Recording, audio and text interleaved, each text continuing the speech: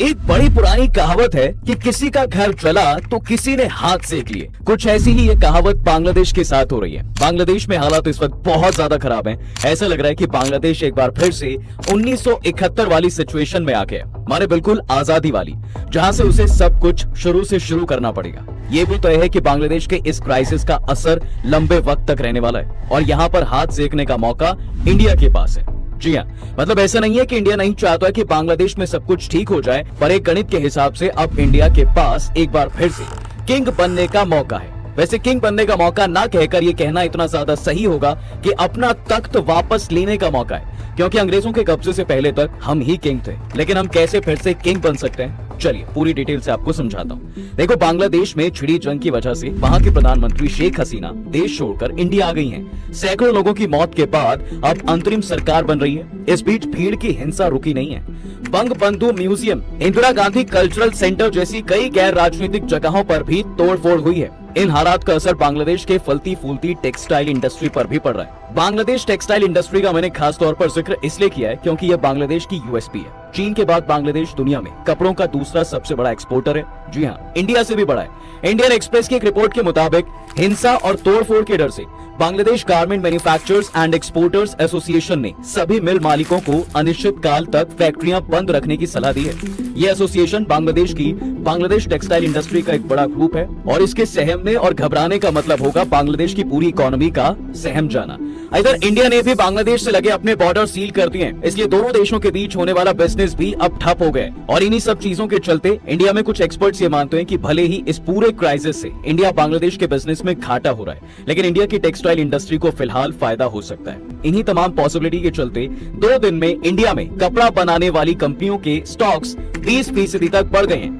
लेकिन textile industry में boss है कौन? खास तौर पर एशिया में इस इंडस्ट्री की हालत कैसी है?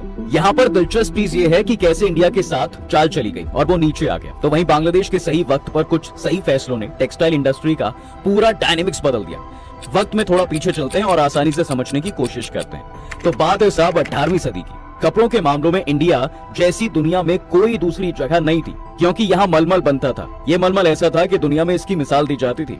क्या देसी और क्या विदेशी, सब इसके आगे कायल थे। यहाँ तक कि इसके बारे में एक ब्रिटिश ट्रैवलर ने भी लिखा है, इंडिया में बनने वाला मलमल पानी जैसा है। इसे इतना मुलायम कहा जाता है कि इंडिया के बुनकर इस कदर महीन काम करते थे कि 90 मीटर कपड़े को आप अंगूठी से खींच सकते थे। आजकल आपने सुना ही होगा ना कि असली पश्मीना शॉल को आप एक अंगूठी से निकाल सकते हैं और उसके सब दीवाने हैं। तो सोचो जरा वो मलमल कैसा होगा जिसका 90 मीटर कपड़े को आप अंगूठी से खींच सकते थे। एक जिक्र और मिलता है कि 60 फीट का कपड़ा माचिस के डिब्बे में समा जाता था। आपको शायद ये बात हजम करने में भी दिक्कत हो सकती है, लेकिन मेरे दोस्त उस दौर में इंडिया का बुना हुआ कपड़ा रॉयल फैमिली पहना करती थी। आप बनारसी साड़ी को ही ले लीजिए, इसके एक पल्ले की चौड़ाई को बुनने में 5600 धागे लगते थे। महज एक साड़ी बनाने में 16 से 30 दिन लग जाते थे और एक वक्त में 3 से लेकर 7 कारीगर इसे बनाने में लगते थे। ये रुतबा था इंडिया का।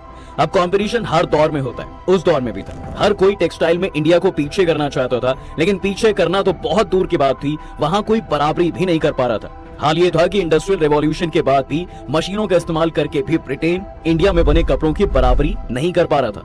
लेकिन अंग्रेज ठहरे अंग्रेज, मतलब यार जब मैं इनके बारे में पढ़ता हूँ ना, हर बार गुस्सा और ज्यादा बढ़ जाता है। खैर, इस इंडस्ट्री को खत्म करने के लिए अंग्रेजों ने और नए नए हथकंडे अपनाने शुरू कर दिए। ब्रिटेन की सरकार ने ईस्ट इंडिया कंपनी को एक ऑर्डर दिया। इस ऑर्डर में कहा गया कि 3.5 लाख पाउंड के कपड़े इंग्लैंड से खरीद कर इंडिया में कम रेट पर डंप किए जाएं, माने उसे इंडिया में कम दामों पर बेचा जाए, ताकि इंडिया में बनने वाले हाई क्वालिटी कपड़ों की मार्केट में सेंध लगे। अब इससे होता क्या है, वो ये कि रेट मरने लग जाते हैं। इसके ऊपर से डिमांड सप्लाई गैप भी कम हो जाता है। ये काफी नहीं अंग्रेजों के लिए, इसलिए उन्होंने एक और ऑर्डर दे दिया। ये दूसरा ऑर्डर इससे भी ज्यादा शातिर था, क्योंकि यही मर्केंटाइलिज्म यानी कि वाणिज्यवाद की शुरुआत थी। मर्केंटाइलिज्म माने व्यापार की ऐसी पॉलिसी जिसमें फ्री ट्रेड एक तरफा हो, माने एक पार्टी तो बिजनेस में रियायत दे रहा है लेकिन दूसरा नहीं। एग्जाम्पल के तौर पर ब्रिटेन से इंडिया आने वाले कपड़ों पर इंडिया में 0 टैक्स था, क्योंकि अंग्रेजों ने इंडिया के बड़े बड़े हिस्सों पर कब्जा कर रखा था। लेकिन इंडिया में बनने वाले कपड़े अगर इंग्लैंड जाए तो उन पर हपक टैक्स लगता था, मानो मोटा टैक्स। तो एक तरफ इंग्लैंड से आए कपड़े इंडिया में डंप किए गए, दूसरी तरफ इंडिया के एक्सपोर्ट्स यानी निर्यात को कम करने के लिए इंग्लैंड में इंडिया के कपड़ों पर इंपोर्ट ड्यूटी लगाई गई। इन 2 ऑर्डर और इस पूरे प्रोसेस से इंडिया की टेक्सटाइल इंडस्ट्री टूटने लगी और इसी तरह 1947 तक इंडिया से जाते जाते अंग्रेजों ने इंडिया की शानदार और चमचमाती टेक्सटाइल इंडस्ट्री की वाट लगा डाली, माने दुर्गति कर डाली। खैर, इंडिया आजाद हुआ और अंग्रेजों ने हमारी जो जो चीज खराब की थी उन्हें फिर संभालने की बारी थी, और इसमें एक टेक्सटाइल इंडस्ट्री भी थी। आजादी के बाद इंडिया ने इस इंडस्ट्री को फिर से खड़ा करने की कई कोशिशें की है, लेकिन वो बात कभी नहीं आ पाई। अब भी इंडियन गवर्नमेंट टेक्सटाइल पार्क्स बनाने पर फोकस कर रही है, जिससे इंडिया का टेक्सटाइल एक्सपोर्ट्स बढ़े, लेकिन फिर भी इंटरनेशनल मार्केट में इंडियन प्रोडक्ट्स धमाल नहीं मचा पाए। खैर, अब ये तो बात हुई इंडिया की, अब बात उस बांग्लादेश की करते हैं जो हमसे बाद में आजाद हुआ है। इनफैक्ट जिसे हमने आजाद कराया है वो हमसे आगे कैसे निकल गया। तो 1971 में जब ईस्ट पाकिस्तान बांग्लादेश बना, तब यहाँ की इकोनॉमी की गाड़ी पूरी तरह से पटरी से उतर चुकी थी। वर्ल्ड बैंक के एक इकोनॉमिस्ट ने उस वक्त बांग्लादेश के हाल पर कहा था, it was like the morning after a nuclear attack. माने बांग्लादेश का हाल ऐसा ही था, माने किसी जगह हुए परमाणु हमले के बाद की सुबह। सब कुछ खाक में मिला हुआ था और अब जीरो से शुरू करना है। बांग्लादेश बुरे हाल में था। तभी एक पहल होती है। बांग्लादेश की कंपनी देश गारमेंट्स ने कोरिया की डाइवू कंपनी के साथ कोलैबोरेशन किया। उस वक्त कोरिया की कंपनियां टेक्सटाइल इंडस्ट्री के मामले में एक्सपर्ट थी। बांग्लादेश से उन्हें सस्ते मजदूर मिले और बांग्लादेश को मिला टेक्सटाइल इंडस्ट्री बढ़ाने का मौका। ये ऐसा था जैसे सुई के साथ धागे का मिलना, यानी दोनों के लिए विन विन सिचुएशन। और अब बारी भी बांग्लादेश की इकोनॉमी को बनाने की। इसके बाद बांग्लादेश में टेक्सटाइल इंडस्ट्री के सेक्टर में कई स्वदेशी कंपनियां खड़ी हुई। इस इंडस्ट्री में बड़े मौके को देखते हुए बांग्लादेश ने पॉलिसीज में भी कुछ रियायतें दी और कई बड़े बदलाव किए, जिनका नतीजा ये हुआ साहब कि ये देश रेडीमेड कपड़ों का एक बड़ा एक्सपोर्टर बनने लगा। बांग्लादेश में बनी कॉटन टी शर्ट्स, पैंट्स ने यूरोप और अमेरिका के बाजार में कई डिकेड से धूम मचा रखी है और बीते करीब 4 डिकेड यानी 40 सालों में बांग्लादेश की इकोनॉमी करीब 25 गुना बढ़ी है और इसमें सबसे बड़ा कंट्रीब्यूशन टेक्सटाइल इंडस्ट्री का ही रहा है। अब ये तो समझ में आ गया कि इंडिया टॉप से नीचे कैसे आया और बांग्लादेश खाक से खास कैसे बना। अब सवाल आता है कि इस वक्त दोनों कहां पर खड़े हैं। इंडिया और बांग्लादेश में कौन कितना आगे है, इसको समझने के लिए कुछ आंकड़ों पर गौर कीजिए। साल 2023-24 में बांग्लादेश में करीब 4 लाख करोड़ रुपए के कपड़े एक्सपोर्ट किए थे, जबकि इंडिया ने 2,82,000 करोड़ रुपए के कपड़े एक्सपोर्ट किए थे। इंडिया के मुकाबले बांग्लादेश यूरोप में 2.7 गुना ज्यादा कपड़े एक्सपोर्ट करता है। पर यहाँ अगर प्रोडक्शन की बात करें तो इंडिया बांग्लादेश से आगे है। कुल मिलाकर ये कहा जा सकता है कि इंडस्ट्री के कई पैमानों पर बांग्लादेश इंडिया से आगे है।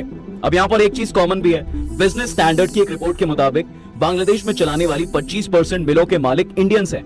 अब यार मेरे दिमाग में सवाल आ रहा है कि इंडिया के पास ऐसा क्या नहीं है जो बांग्लादेश के पास है। आखिर ऐसी कौन सी वजह है कि इंडिया के इंडस्ट्रियलिस्ट इंडिया की जगह बांग्लादेश को प्रेफर करते हैं। असल में इसके पीछे कई वजह हैं जो प्रैक्टिकल है। यहाँ मैंने प्रैक्टिकल इसलिए बोला क्योंकि इमोशनल तौर से आप यही कहोगे कि कुछ भी हो, देश के अंदर काम करो ताकि देश की इकोनॉमी आगे बढ़े और देश में जॉब क्रिएट हो। पर हम बात यहाँ प्रैक्टिकल वजह की करेंगे। पहली वजह, यूनिट लेबर कॉस्ट। मानो एक कपड़े बनाने के लिए कितनी सैलरी देनी पड़ती है।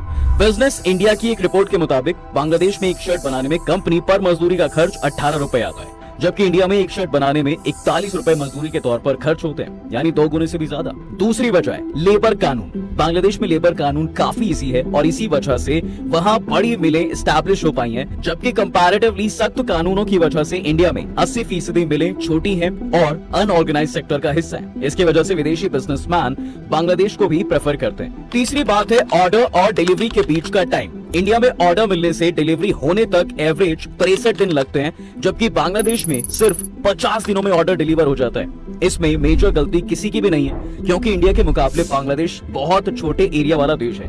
ऐसे में वहाँ पर कम टाइम लगना लाजमी है। चौथी बड़ी वजह है एक्सपोर्ट में लगने वाला वक्त। देखिए, बांग्लादेश में फैक्ट्री से पोर्ट तक माल पहुंचाने में सिर्फ 1 दिन का वक्त लगता है, जबकि इंडिया में कई बार पोर्ट तक माल पहुंचाने में 10 दिन का वक्त भी लग जाता है। फिर वही चीज कि इंडिया एक बड़ा देश है और उसका एरिया भी ज्यादा है, इसलिए ये एकदम जाहिर सी बात भी है।